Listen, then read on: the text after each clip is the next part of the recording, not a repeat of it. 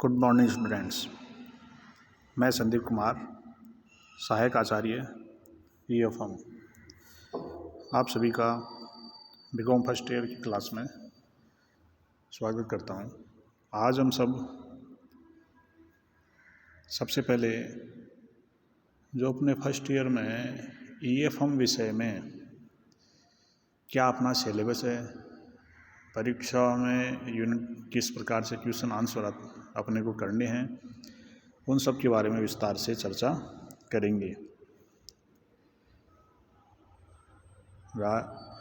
अपने शेखावटी यूनिवर्सिटी और राजस्थान यूनिवर्सिटी का बीकॉम, अलवर यूनिवर्सिटी का बीकॉम फर्स्ट ईयर का जो सिलेबस है वो सबका सेम है,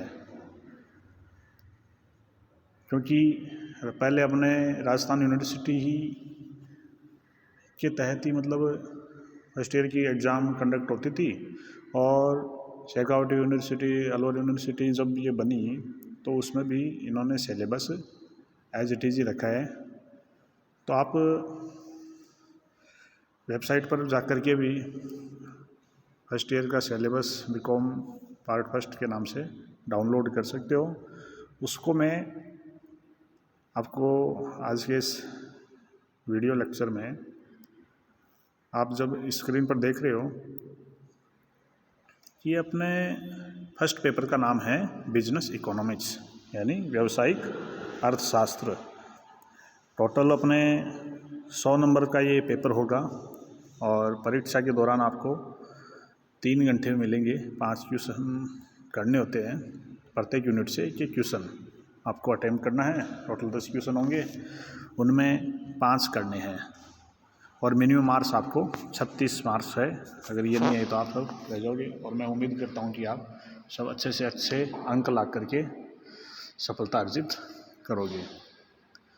तो अपने जो यहाँ पर 5 यूनिट है, उनमें यूनिट फर्स्ट है इंट्रोडक्शन टू बिजनेस इकोनॉमिक्स, यानी व्यावसायिक अर्थशास्त्र का परिचय। एक तो अपने अर्थशास्त्र होती है जो सब्जेक्ट BA फर्स्ट ईयर में भी चलता है। BA वालों के जो अर्थशास्त्र सब्जेक्ट जो लेते हैं उनके आता है अर्थशास्त्र, और अपने जो अर्थशास्त्र है वह व्यावसायिक अर्थशास्त्र है, जो आप आगे के लेक्चर्स में देखोगे कि बिजनेस इकोनॉमिक्स क्या है, और इसका और व्यावसायिक अर्थशास्त्र और अर्थशास्त्र का क्या आपस में संबंध है, और किन किन बिंदुओं का अध्ययन अपन व्यावसायिक अर्थशास्त्र के तहत करते हैं और क्यों किया जाता है, इन सब के बारे में विस्तार से चर्चा जब अपन ये चैप्टर पढ़ेंगे तब अपन समझेंगे।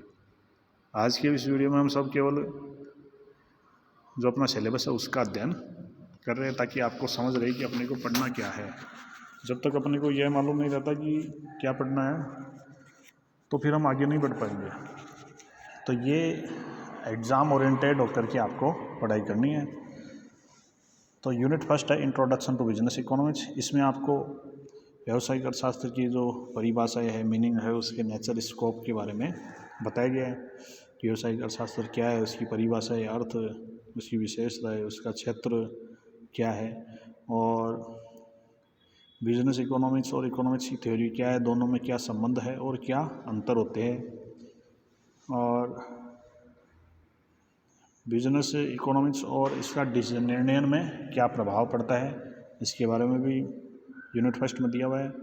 और the nature and process of business decision making, the type of business decisions, व्यावसायिक निर्णय कितने प्रकार के, किस प्रकार से होते हैं, और market coordination versus business coordination, यानी बाज़ार और व्यवसाय में किस प्रकार से कोऑर्डिनेट आपको करना होता है, उन सब के बारे में यूनिट फर्स्ट में दिया हुआ, जिसमें 2 क्वेश्चन आएंगे, आपको किसी एक का हल करना होता है।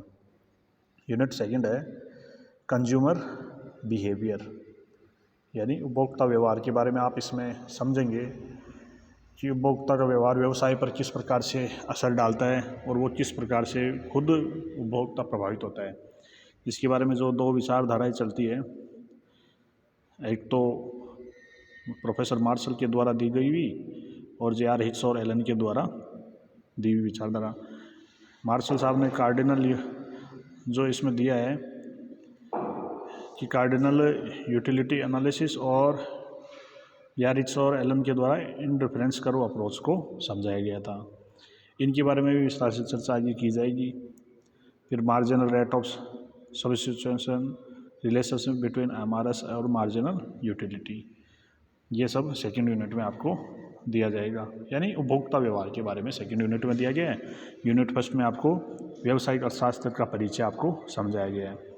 इसी प्रकार से यूनिट थर्ड है प्रोडक्शन फंक्शन, उपभोग उत्पादन फलन, यानी उत्पादन किस प्रकार से करना है, कितना करना है, काहे का करना है, इन सब के बारे में, व्यवसाय पर क्या असर पड़ता है, और पैमाने के जैसे टाइप्स ऑफ प्रोडक्शन फंक्शन कितने प्रकार के, किस प्रकार से होते हैं और इसके नियम क्या है, पैमाने के प्रतिफल क्या है, परिवर्तनशील अनुपातों का नियम क्या होता है, वो भी आप इसी में समझोगे।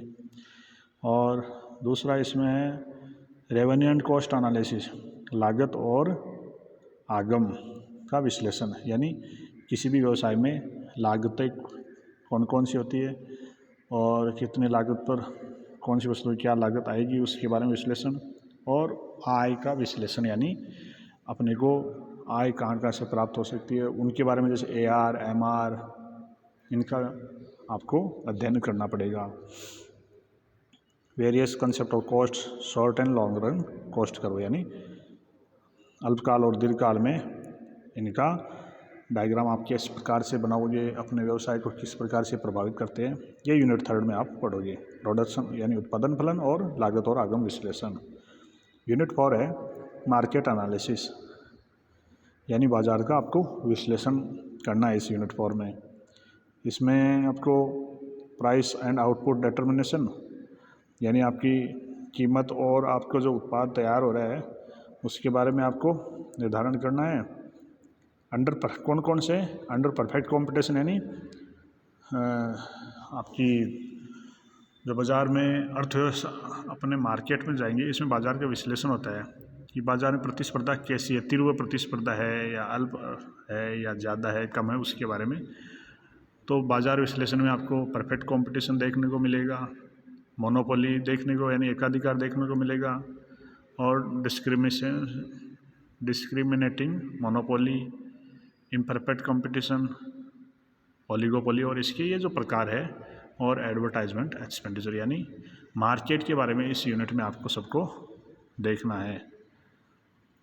अगला है लास्ट 5वीं यूनिट है फैक्टर प्राइसिंग।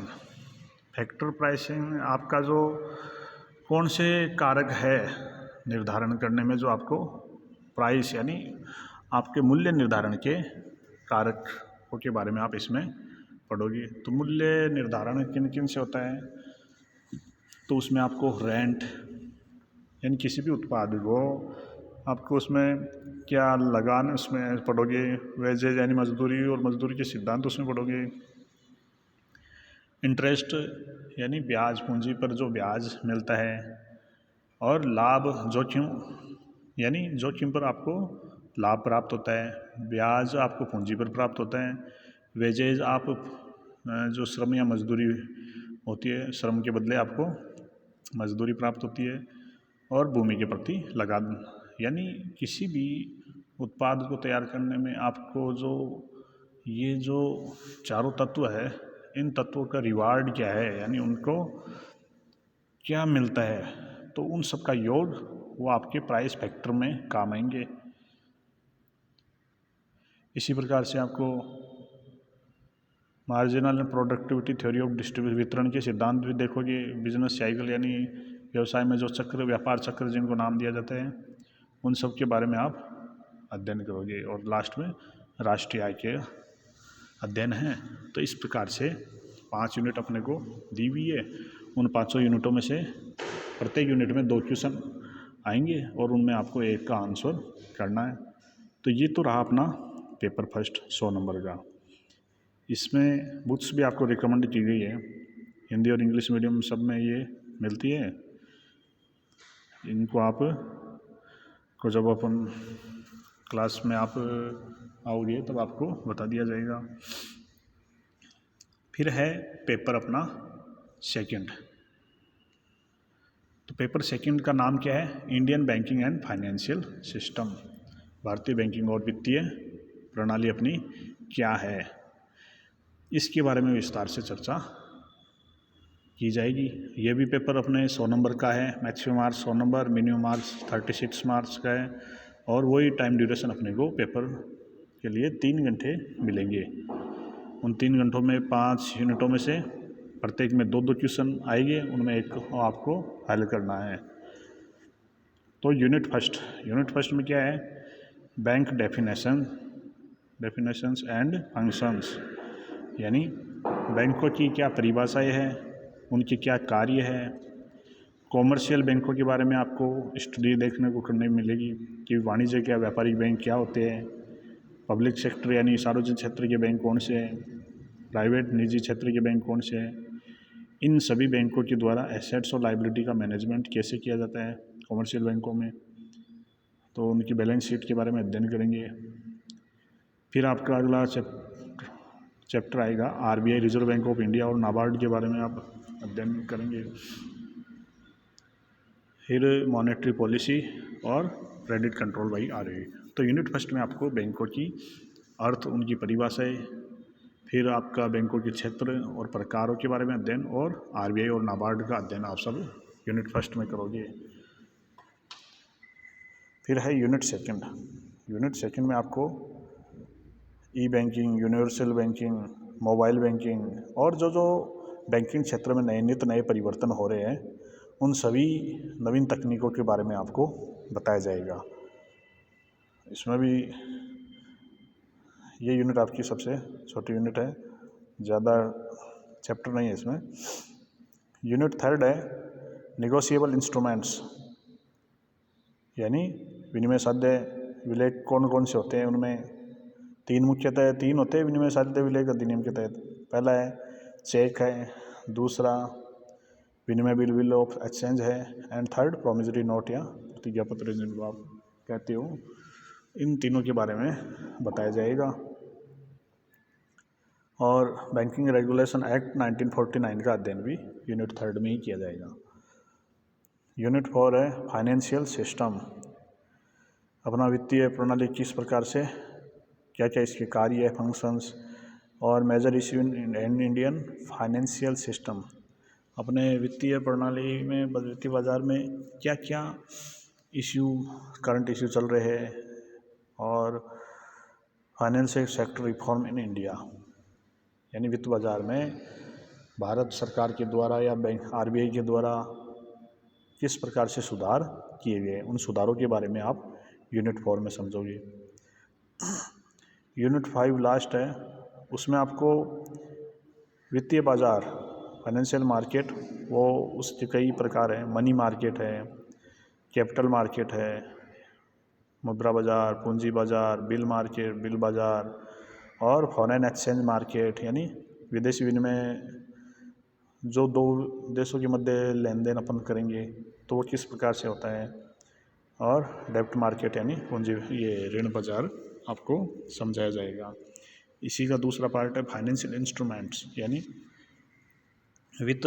इसमें आपको वित्त प्राप्ति के स्रोत इसमें मुख्यतः है, जैसे ट्रेजरी बिल है, सर्टिफिकेट ऑफ डिपॉजिट है, कॉमर्शियल पेपर है, करेंसी ऑप्शन, इसमें आप खरीदारी करते हो, क्रेडिट कार्ड है। ये सब आपको इंस्ट्रूमेंट आपको दिए हुए हैं जिनसे आप वित्त के लेन देन होते हैं। और फिर आपको बुक्स रिकमेंड की गई है, जिसमें मोस्ट पॉपुलर अपने गुप्ता वशिष्ठ स्वामी जी की चलती है, और भी है जो हम आपको क्लास में बता देंगे। तो इस प्रकार से अपने ईएफएम विषय में बीकॉम पार्ट फर्स्ट में 2 बुक्स चलती है। पहली बुक्स का नाम है बिजनेस इकोनॉमिक्स और दूसरी Indian banking and financial system.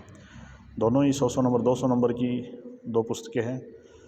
प्रत्येक में 5-5 यूनिट है और 5 क्वेश्चन आपको कोई भी हल करने हैं। तो आज की इस वीडियो में इतना ही। धन्यवाद।